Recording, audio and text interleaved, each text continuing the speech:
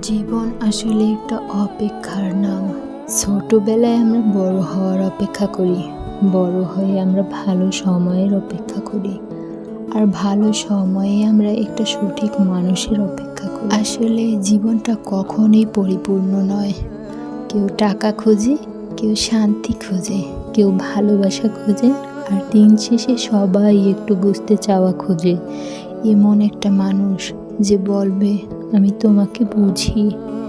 জীবন সুন্দরও না, তবে কিন্তু কঠিনও না। জীবন হলো যেমন তুমি দেখবে তেমন। যদি তোমার পাশে একটা সঠিক মানুষ থাকে, তাহলে এই কঠিন জীবনটাও অনেক সহজ মনে হয়। আর যদি সেই মানুষটা না থাকে, তাহলে সব থেকেও মনে হয় কিছুই নেই। দিন শেষে মানুষের জীবন আসলে একটা মানুষকে খুঁজে পাওয়ারই গল্প মাত্র।